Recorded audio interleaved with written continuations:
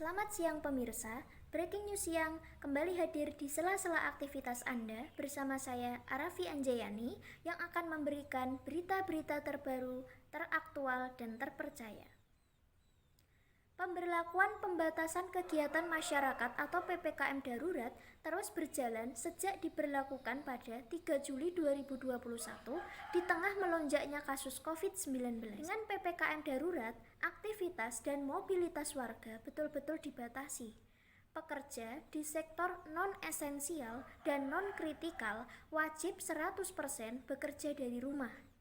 Pelajar pun kembali belajar dari jarak jauh secara virtual.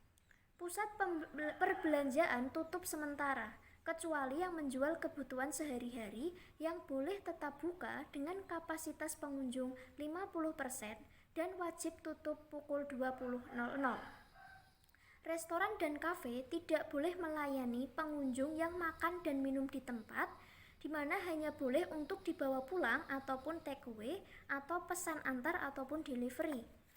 Berbagai kebijakan itu pada intinya meminta masyarakat untuk di rumah saja, sebab virus corona lebih mudah menular seiring peningkatan interaksi dan kontak antar manusia. Apalagi kini sudah hadir virus corona varian baru yang lebih mudah menular dari sebelumnya.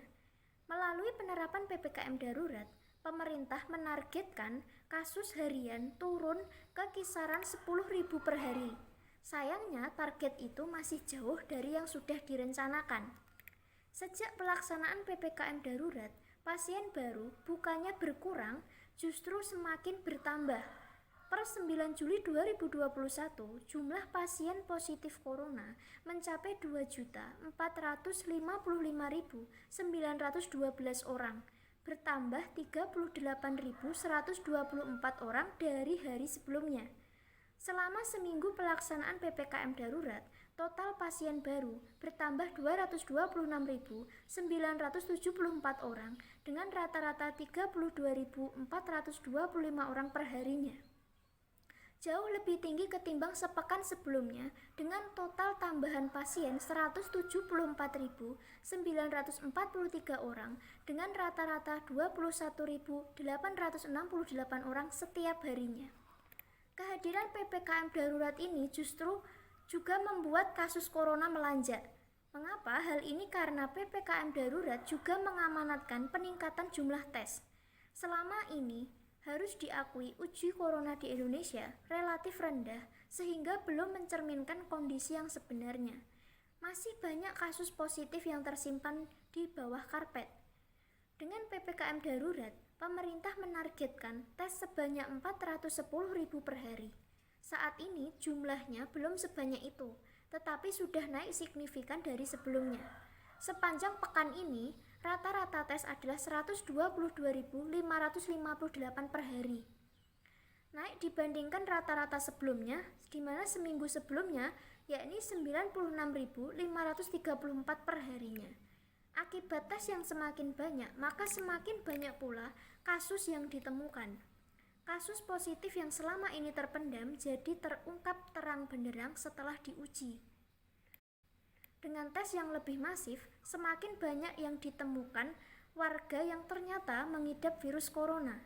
Warga yang terbukti positif harus dipisahkan dari populasi yang sehat sehingga rantai penularan bisa terputus. Tingginya tes dalam jangka pendek tentu akan menambah temuan kasus positif. Namun dalam jangka yang lebih panjang, keberhasilan menemukan lebih banyak warga yang positif corona, kemudian memisahkannya dari populasi untuk mendapatkan perawatan, akan mampu mengendalikan penyebaran virus. Dengan begitu, pandemi akan lebih terkendali.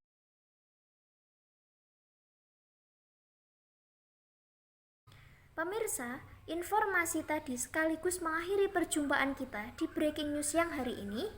Kami kembali mengingatkan untuk selalu mentaati protokol kesehatan, memakai masker, mencuci tangan, dan selalu menjaga jarak. Mari kita bersama-sama memerangi COVID-19, menjaga diri kita sama saja dengan kita menjaga orang lain dan orang-orang yang kita sayangi. Saya, mewakili seluruh kerabat kerja yang bertugas, pamit undur diri dari hadapan Anda. Selamat siang dan sampai jumpa.